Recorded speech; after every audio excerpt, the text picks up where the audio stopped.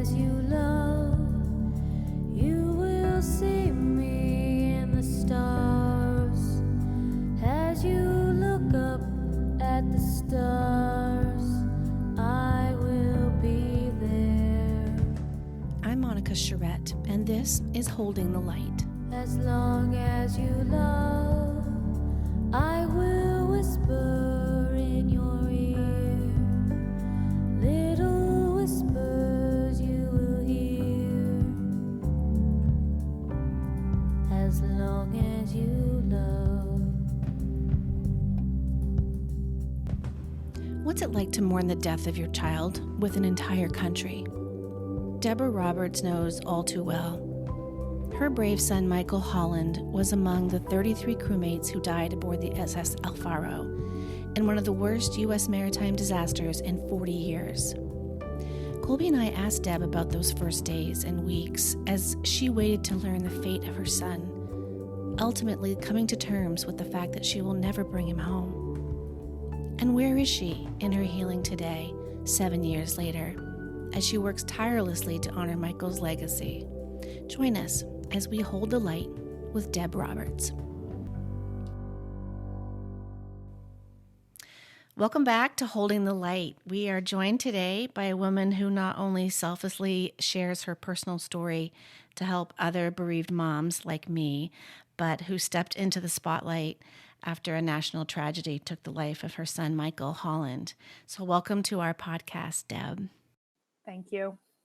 Glad to be here. Thank you. Yeah, we're really happy that you're here. So glad we could finally meet. One day we'll actually do it in person. That would be great, wouldn't it? Yes, it would. Yeah. So this is a very unique child loss experience in my mind for so many reasons. Colby and I can certainly relate to being part of a highly covered media story, but nothing quite like this. Your son, Michael, was just 25 years old, was among 33 crew members who perished so tragically on the SS Elfaro 7 years ago. And it's been called the worst maritime tragedy or disaster, I guess, like in 40 years, right? It has, yeah. What is it like for you to mourn literally with an entire country? During the search process, it was very helpful to be able to share what was going on day to day. It was a 7-day search once we got word that the ship was missing. So during the search, it was actually helpful because we were in Jacksonville with as many other families of the crew members that could make the trip to Jacksonville. And back home in Maine, our community was just glued to the television, glued to Facebook, glued to any way to get information. And some of it was not accurate. Imagine that. For me to be able to share with everybody what I was hearing as a person deeply involved and to clear up any stories that were false and provide accurate information was extremely helpful.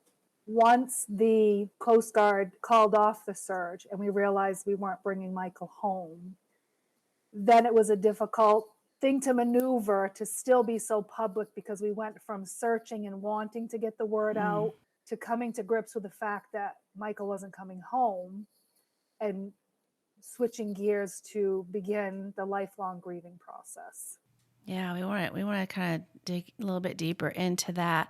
Let's start at the beginning, though, if we could. What was it like for Michael being a seaman? It was his life's calling, wasn't it? And how did that feel for you, knowing that there's danger involved in his life's work?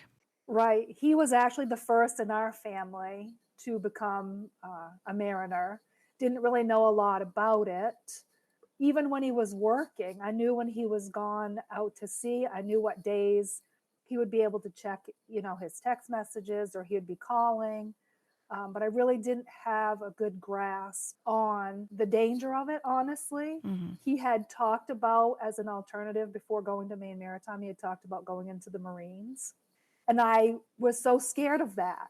And I was so thankful when he decided to become a mariner and go to Maine Maritime Academy. So it's ironic now looking back at the time that I felt like, wow, I was feeling comfort and safe that he would be in a much safer career. Mm-hmm. So that in itself is very ironic.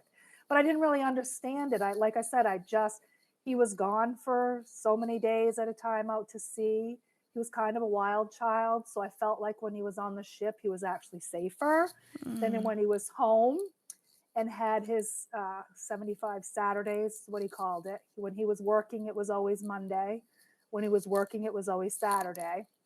So that's why our Derby logo that the fundraising Derby we do each year, the logo is every day is a Saturday. So every day is a Saturday for Michael now.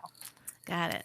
So when he was on his Mondays and on the ship, I felt like he was actually safer and I was more at peace as a mom than when he was home. How ironic is that now looking back? I was just thinking. Honestly, how it was.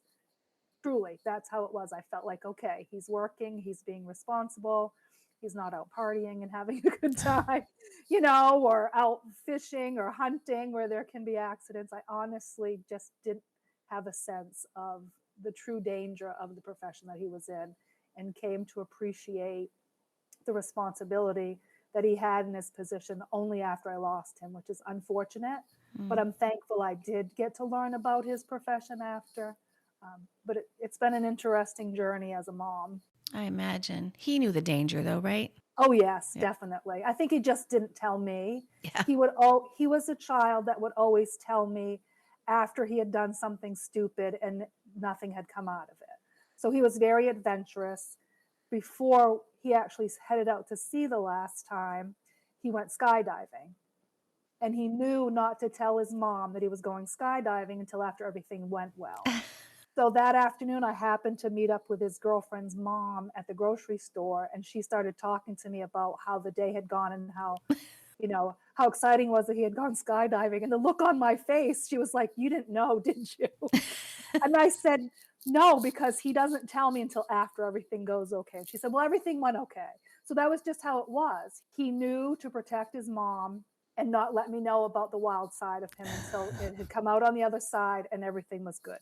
So I think that's why he never talked about how dangerous it could be at sea. Yeah, it's so interesting too, right? Like, of course, he had this ambition to him, especially in the work that he had to do. But I mean, the Marines, as well as becoming a seaman, is like you can't think of two jobs that are more disciplined. And so it's funny to think about, he had this wild side, but he was also clearly very regimented, and he had a worksmanship to him. Correct. Yeah, he had an excellent work ethic. I think that came from being athlete. He was a star football player, a star baseball player, and I think he learned that from being a part of a team. And he actually said to me once, after he had gotten out of college and was working, he said, "Mom, I never would have made it through Maine Maritime if it wasn't for the regiment. I needed that to keep me grounded, to keep me focused and structured." So he even knew that about himself. Wow. So let's move a little forward then. Tell us about the day you were notified of the tragedy and that it was unfolding, and what were you experiencing then? It's funny. The day that we got word from the company that the ship was missing, in my old job, we would have lunch together every day. It was a working lunch. We'd all go into the kitchen. And I knew there was a storm brewing in the Bahamas.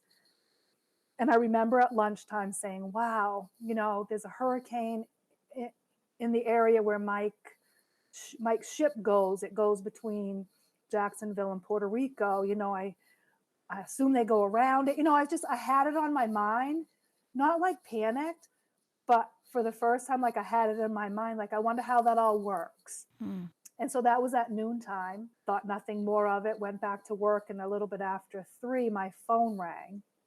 And I handled Michael's finances for him because he was gone 6 months out of the year. So I was on all of his accounts. I would handle things.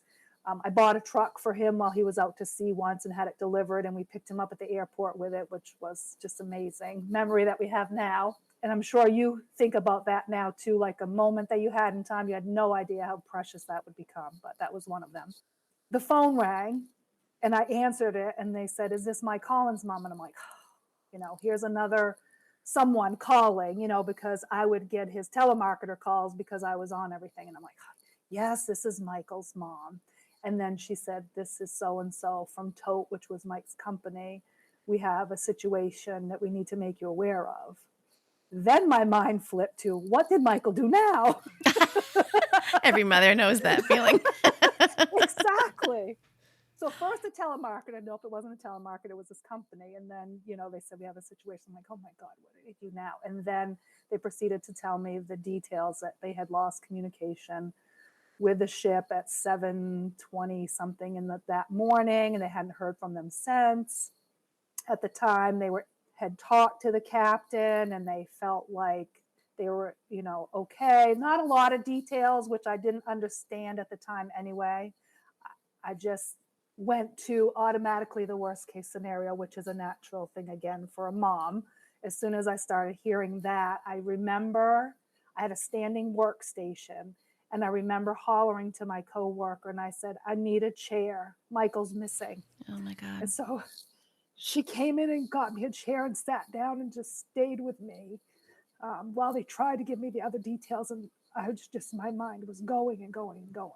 So then we calmed down, and I called my husband, who is the calming force throughout the whole thing. Thank God I had him. And he said, Deb, it's an 800-foot ship. They don't sink. Everything is fine. They're in weather. He played it down like everything was fine. And so I gathered my senses about me, and I said, okay. So then I came home and just waited and waited for some more information to come in. And then there was really nothing that night. We had a line that we could call if we had any questions, but there really wasn't anything to question. So me being the mom that I am, I started my investigative work. So I started searching, how do you track a ship via satellite on the internet? And I found tracking. I did not know the name of Michael's ship. So Michael worked for American Maritime Officers Union. So he would go on several different ships. It depended. When he was ready to go out to work, he would find out where they needed an engineer, and he would go anywhere. He didn't care. So to be honest with you, I didn't even know what the current name of the ship was. I knew he was on a different ship because one goes to Jacksonville in one direction while the other's going to Puerto Rico and vice versa, and he had swapped. So first I had to find out the name of the ship, and then I figured out how to track, and I was able to find the last known position, and I just kept hitting refresh, looking for that ship little icon to move, and it didn't. Wow. And then from there, it was just no news or bad news until they called off the search. So you're kind of watching with the rest of the world, right? Right. On TV. I was learning with the rest of the world because Michael sheltered me from the danger. It was like he would come home and it would be like, what's for supper, Mom? When are you going to make my favorite meal? Can you pick me up at the airport? We never talked about the struggles or the challenges or the dangers of the work that he was doing. When he was home, and he was not on duty. And it didn't matter to me. He was home safe. So I learned a lot from that point on about the maritime industry and the amazing work that my son did and what he had become at 25 years old and the responsibility that he had. So what was the reality at that point for you? From talking to my husband and talking to other mariners who had actually been on the ship, I really felt like they were going to find them, that the communication tower in the storm had just fallen over. I mean, I talked myself into this scenario that the following morning, they started with the tote company having family calls. So they would do a call in the morning and a call at night.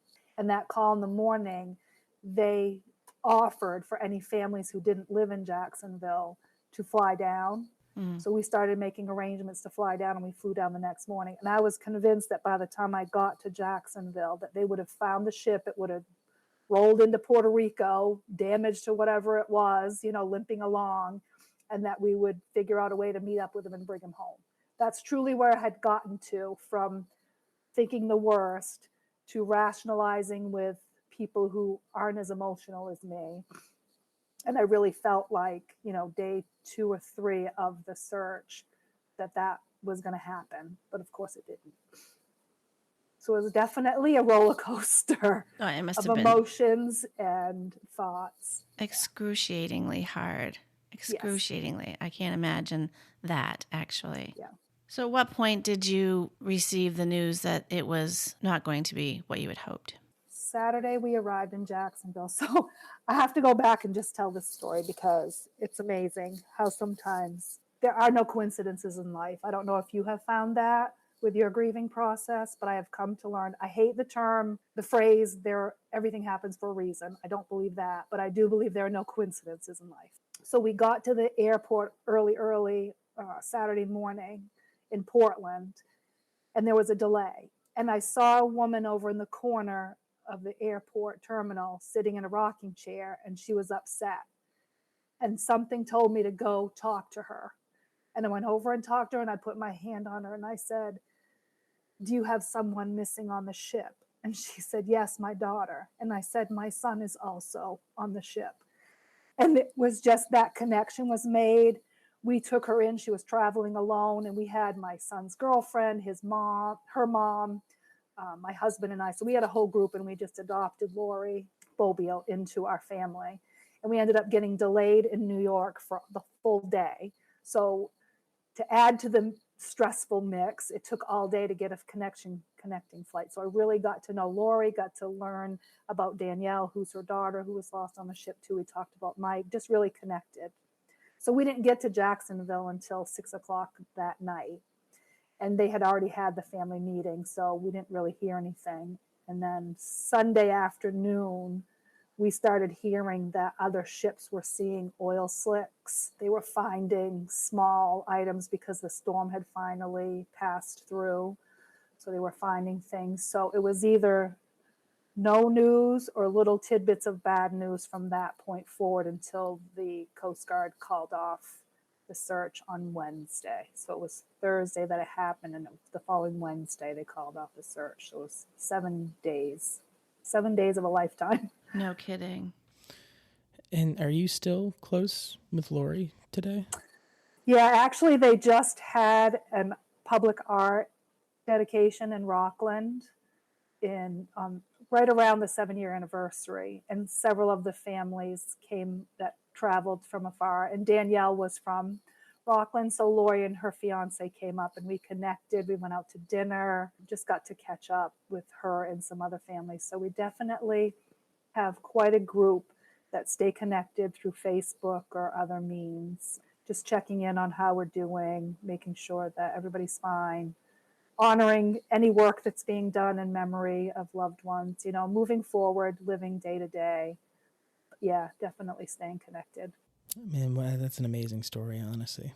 No coincidences for sure. 100%. So I read that there were something like 26 hours of recordings, right, that they found. Mm-hmm. Were there any last words from Michael that you found on that recording? Were you allowed to even hear that? So none of the families were allowed to hear the recordings. Mm-hmm. It was very difficult to hear and decipher, translate anyway. But then also I learned that there are microphones on the bridge of a ship where they drive the ship, where the mates would be, where the captain would be. The engine room did not have speakers or microphones to go into the recording. So they would piece together, when they were trying to listen to the transcript, they would piece together from what they could hear on the bridge as the response to what they thought they were hearing from the engine room. So even if the families would have been allowed to, if your loved one was an engineer, you would not have heard anything anyway. Only the families with folks on the bridge would have been able to hear anything. And how does that feel to you? Do you reflect on the last time you spoke with him? Because I know I do. Relive it constantly. Yeah. Constantly. When he was getting ready to go out to sea the last time, we typically would go out to eat, but his girlfriend was working. She's a nurse. So I picked up pizza, and I remember that day I had an excruciating headache. And I just wanted to go home and curl up on the couch and just get rid of the headache. And I said, nope, Mike's going to be gone till Thanksgiving. After Thanksgiving, we'll miss that. I said, I just need to suck it up and go. So I went to his house, had pizza. We actually waited for his girlfriend to get home from work because that's just the kind of guy he was. And we had cold pizza. And then I knew that they would want time together, and they didn't want mom there any longer. And I still had my headache. So I said my goodbyes, gave him a big hug, and left and went home, never having any idea that thank God I did not give in to that headache that day, because that was the last time I actually hugged him. So I did read somewhere that a helmet like was washed ashore, and I know sometimes how that can be the story, that can be the next thing that they release, in the news, and just I was curious if at any moment you got anything recovered from Michael while he was on the ship. we never received any of Michael's personal items, but another no coincidences in life. It was probably a year to a year and a half after the tragedy. I was at work, and a fellow co-worker of mine, her son ships as well as a Maine Maritime grad, was a little bit younger than Michael. And we were having a barbecue that day, and she came up to me and she put her hands on my shoulders and she said, "Have I got something for you?" And I said, "Oh," and I'm thinking it's some special treat for the barbecue. She said, "I have someone who has a life ring from the Elfaro ship."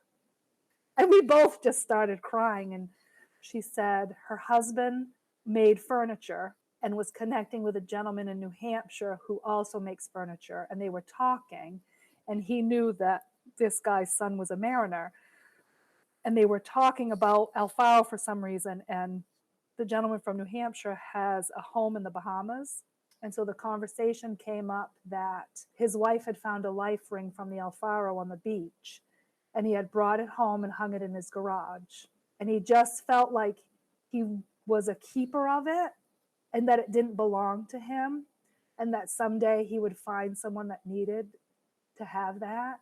And he said to this other gentleman, "I wonder if your wife's coworker would have any interest in having that life ring." Two guys talking. And he's like, "Yeah, I don't know. I'll check with my wife." So, he went home and talked to my coworker. He's like, "Oh my God, yes."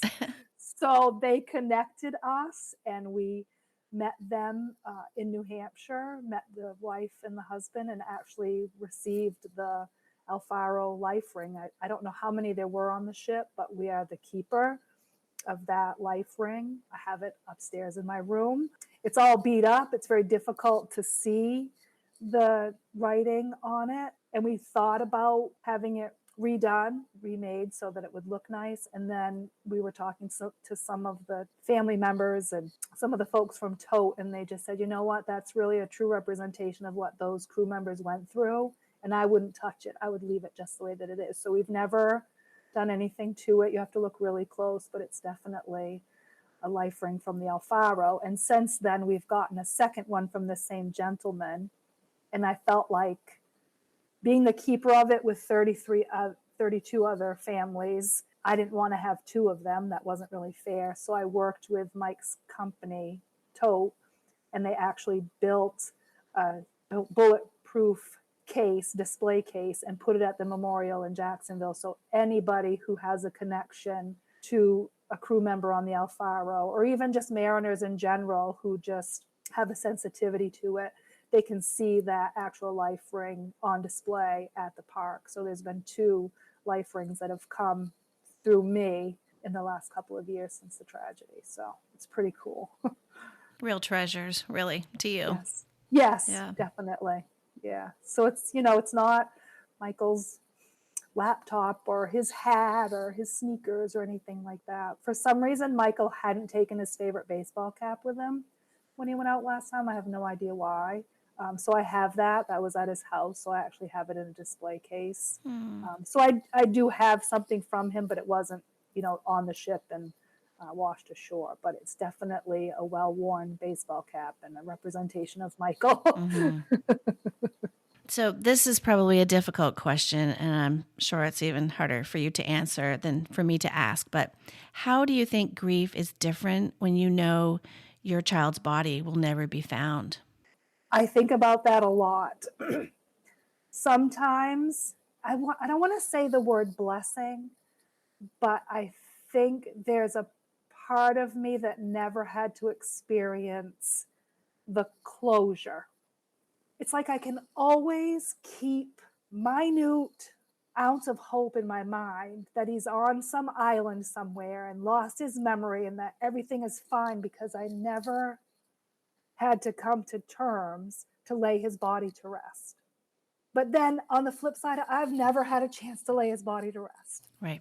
It's a battle I have in my head quite often when I go to the cemetery and visit my mom and dad because they've both passed. I'm like, I don't have that. There's not a final resting place locally for Michael. So my final resting place, Mike's cemetery, is the entire Atlantic Ocean.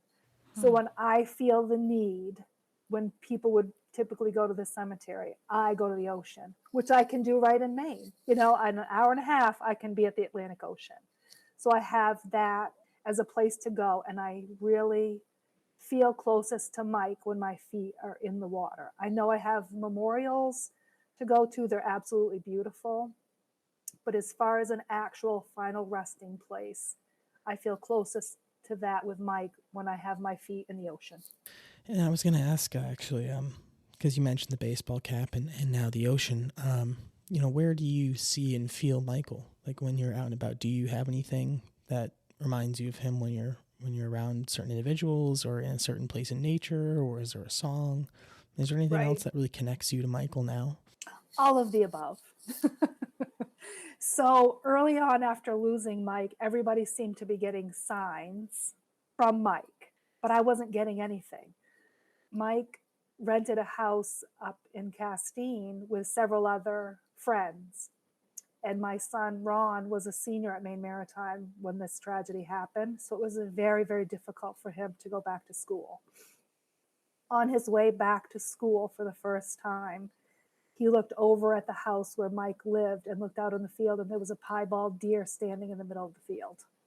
And it had to have been a sign from Mike.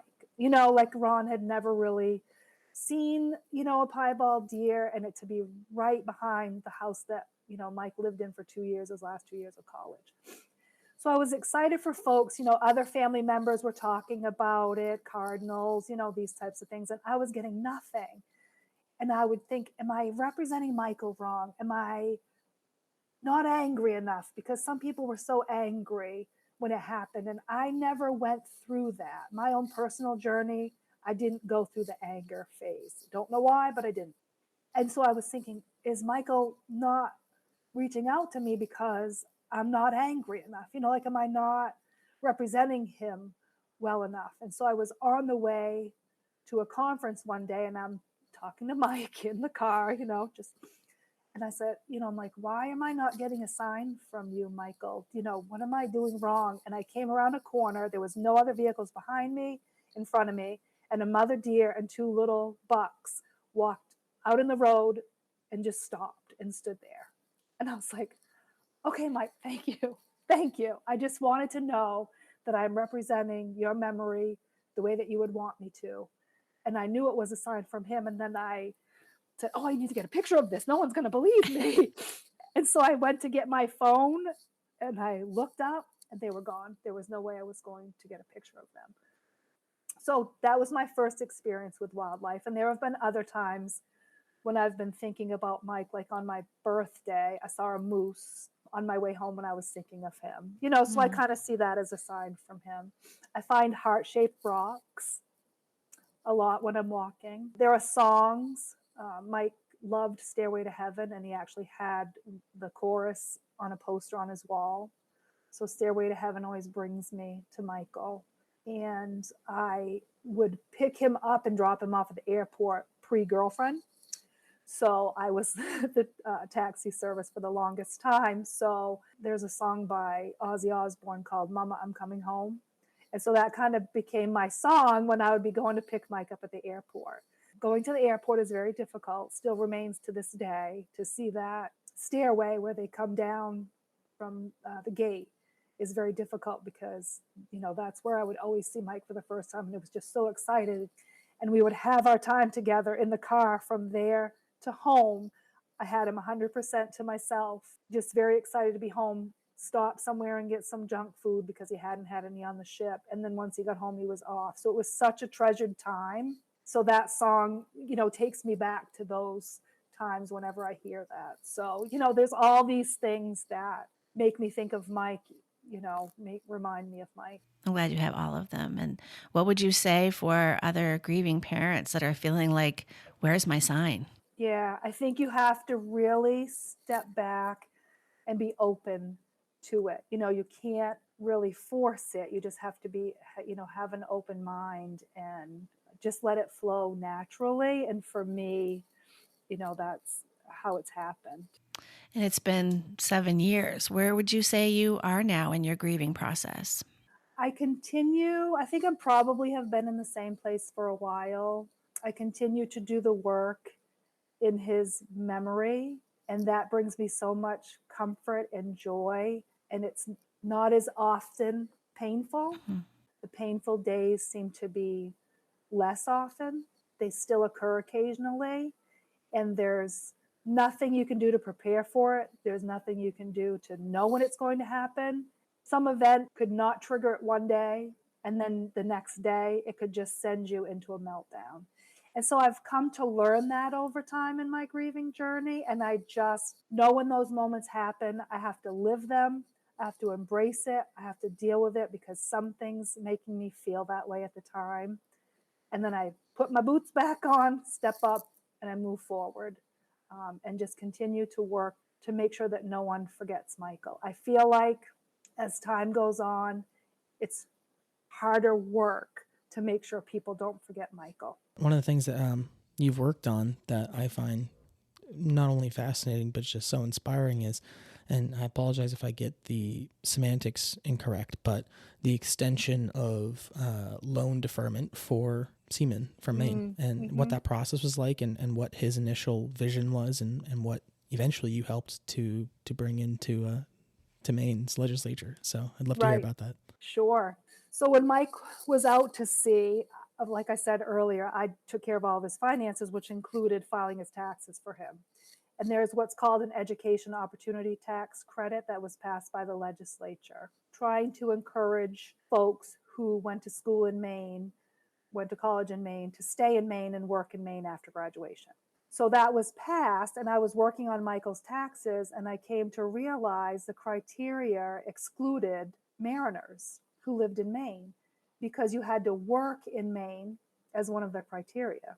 Not very many people work in Maine that are in the maritime industry, that do cargo ships, whatever. There's not those companies in Maine. So Mike worked for, got his W-2s from Virginia, from Texas, from Florida. And so we couldn't take that credit for him, even though he had grown up in Maine, he had gone to college in Maine, he lived in Maine, he paid taxes in Maine as though he was a year-round resident. It made no sense to us why that was happening. So we started working together that spring when he was out to sea, reaching out to legislatures, and actually got a bill put into the legislature to try to change that and make that an additional criteria that would make them eligible.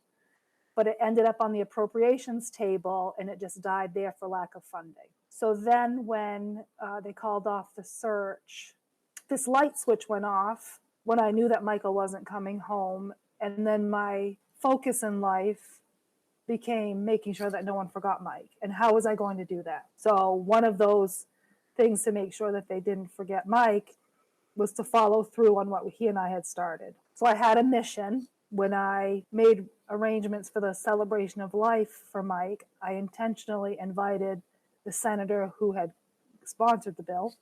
I invited the governor to the celebration of life. And during that time period, while I had their ear, I let them know that I would be coming back to see if we could get that passed and let them say no to a grieving mom. Good for you. So they both committed to me on the day of Mike's celebration of life, that they would do everything they could to help make sure that that happened.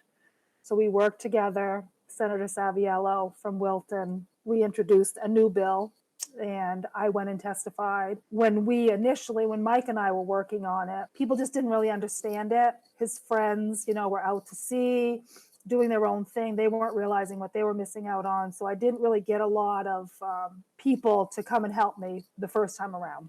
Obviously, after losing Mike and being so sensitive and high profile, I had everybody that wanted to testify during the public hearing at the legislature. So we filled the place and went on and explained why we felt that this should be passed, not only in memory of Mike, but in memory of all mariners, and just a fairness factor. So when the bill was going to be voted on, Senator Saviello invited my husband and I to go down for the official vote. So we were in the chamber when they voted on it, and it passed unanimously. Then a couple of days later, when the governor signed the bill, they invited us back again. So we personally met with the governor, and he signed the bill in front of us.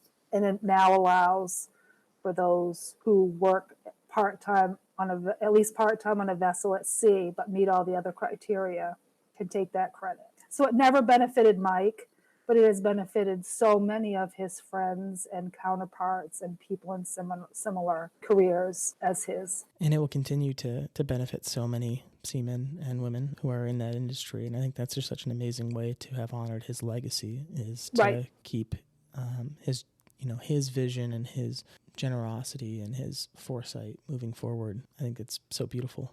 Of all the things I've done, I think that's the one I'm the most proud of, because Michael and I had started it together. The other things I know that he would be proud of, and I know I'm doing the right thing, but that we had worked on together. So that was the most important thing for me to do. And I do watch every year to make sure that some bill doesn't come up in the legislature to take that away, because it can change. So I try to keep that on a radar and let folks know if something is going to be proposed to change with that. So, and I remind folks to actually apply for it every year too. Great. So that's really an important way. There's also some other special ways that you've turned your pain into something that's really positive. Do you want to share some of those things as well? So again, when the light switch went off to go from finding my son to making sure no one ever forgets him, I also wanted to do a scholarship in his memory. That's pretty common. So that was what we put in the obituary in lieu of flowers, pretty typical. I was hoping to get, around $500 or something just to, next spring to be able to honor Mike and give out a scholarship.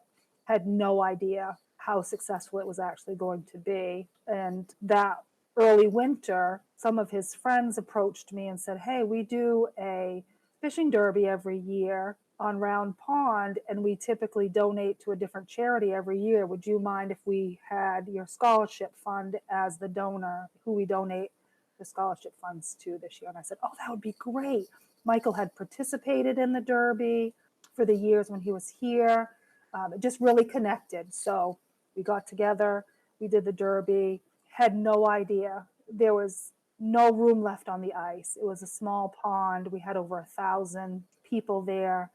We had so many people working behind the scenes. We sold T-shirts, we sold bumper stickers, donated raffle prizes, had sponsors. So I think we made like $14,000 or $15,000 that year. And then it's just been an annual thing ever since. We're working on the beginning stages of planning, the 8th annual Holland Strong Fishing Derby this year.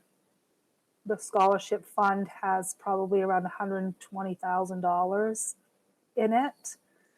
So it'll be sustained long after I'm gone, long after we stop, doing the derby. We do 3 $1,000 scholarships a year, but sometimes I do more than that. I have that discretion because I'm the overseer of the scholarship. So sometimes as a family, we'll see applications where we really want to award to more than 3, and we do that. But typically it's $3,000 to $5,000 each year that goes out to graduates. We chose a specific community that we came to know as the Holland Strong community. So it started in the community that I worked in Turner, and then also included, Mike's alma mater and Jay, and then Mount Blue and Farmington, because I had graduated from there. Mike lived in Wilton at the time. And that was the bigger community that seemed to embrace and just be glued to the television and wanting to know how they could help. They had signs on their businesses, hoping and praying for Mike to come home. So that's how I created the parameters for the Holland Strong community. So those 3 high schools, seniors, are the ones that are eligible for the scholarship. That's amazing. Holland Strong has become your branding, very much like Shine on Cass's for us, definitely. right? So what does that mean to you? What does Holland Strong mean to you? To me, it's Mike's family name because I don't have that name any longer. I've remarried, but it is a way to really tie the work that I'm doing directly to Michael and the strength that he had and what he would have gone through during the time where the ship was having issues and sinking, the strength that he had to have had at that time. And the fact, just his name and the strength that he would have had. And then I carry that torch forward for him, being a strong mom, honoring his memory. So that's really what I think of when I think of that terminology. And you've really been the voice for the families in this tragedy. You've also been a voice for other grieving parents, for me, for moms. Colby was kind of that person for our family, still tends to be. And I wonder what gives you strength to do that. It started out, honestly, the night that we were waiting to fly to Jacksonville. I hadn't said anything on Facebook yet because I thought this is just going to blow over. I don't, want to create a bunch of ruckus. I want it to stay within our family, and then when he comes home, then we can tell everybody, look, what we just went through, and have a good laugh. And I couldn't sleep, obviously. And so I was scrolling Facebook and I saw that it was starting to hit the news. And I just commented because, I don't know, I just wanted someone to know they were talking about people missing on the ship. And I wanted people to know that my Michael was on that ship. So I commented with a picture of Mike from his graduation. And I said, my son Michael is an engineer on that ship. And News Center Maine immediately reached out to me. It was like 3:00 in the morning. Oh, my. Immediately reached out to me and connected and said, we would love to interview you, to find out about Michael. We want to personalize and humanize this. And I was like, wow, yes. This is a great way for people to really understand the volume, of what's going on. So I made arrangements to interview with them, but they didn't make it to the airport before our flight took off from Portland. So I ended up connecting in Florida. They actually sent a crew down. And so I did the interview, but I had a little bit of reservation because I didn't want that to be what I was spending my energy on. So I made an agreement with them because I wanted people to understand and know the story firsthand and not the drama-filled Hollywood sensation of it, but the reality of it. And so I said, I'll do an interview once a day. And if any of my friends, family members that I've come to know want to do it, which typically Lori and I did the interviews together once a day. I said, once a day, you interview us together, and then we don't want to hear from you until the next day. So it developed over time with very strict parameters because I did not want it to be my focus. It was a part of what I was doing, and I felt it was important, but I didn't want it to be too much. So I would do that every day. And then it just became therapeutic for me, I guess, to share with people the perspective and for them to know firsthand what was going on.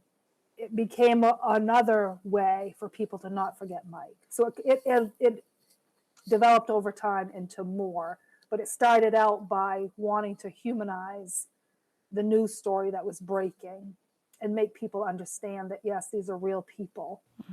And one of them is my son. I find you to be just so thoughtful about every action that you took along the way. You're very inspiring for me, and I'm sure for lots of people who are listening right now. In closing, I want to give you the opportunity to share with us and our listeners, how would you want the world to remember your son? Michael was a man of few words from the time that he was young. So if Michael started talking, you need to sit back and you better listen because he's not going to talk long and he's got something important to say. He was a very quiet leader on the field, in sports, amongst friends. He had a confidence about him without the cockiness that sometimes comes along with it. He knew where he needed to go. He was very, very smart, very sensitive. Like I said, with the pizza the last night I saw him, we had to wait and eat it cold because his girlfriend had to work. He had such good characteristics. I think while he had a wild side, Sometimes as a mom, you don't want him to be remembered for that, because he was sometimes a little too wild. But at the same time, it's almost like something told him he only had so much time. There's no way he could have known he was going to live 25 years. But he packed so much into 25 years that it's just so ironic that that was his personality, and that he was always up for trying something. He could be down and out and exhausted, and someone would say, hey, do you want to do this? And up he would go, and he would do it. So I think he would not have any regrets of how he lived his 25 years. What we obviously regret is that we didn't have a lot more, but he lived life to the fullest every single day of the 25 years that we had him.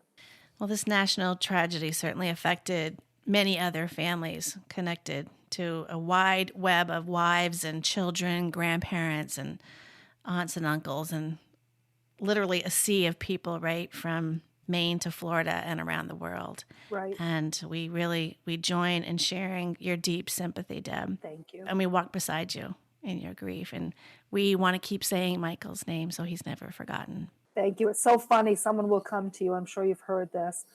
They'll say, they'll start talking about Michael. And I hope I'm not upsetting you by bringing up his name. And I'm thinking, you don't think I've thought of him 15 times already today? Exactly. So I feel sometimes like part of my journey is helping others to understand the grieving process too, and to be comfortable with it, because it's not a comfortable thing to talk to others about, and hoping that sharing my story and continuing to talk about it helps people to realize that it's okay to talk about it, and it actually is comforting for us when folks do talk and say their name. We couldn't agree more. So thank you for being here and sharing your story. Yes, thank you. Thank you so much for inviting me. As long as you love. Thank you so much for listening. We hope you've taken something from the many powerful personal stories of child loss grief that have been shared by our guests this first season. Colby and I are already busy planning new episodes, so if you have a topic you'd like us to explore or want to share your story, we would love to hear from you. Watch for the launch of Season 2 in 2023. Until then, remember that you are never alone in your grief. We are here with you, holding the light. Love.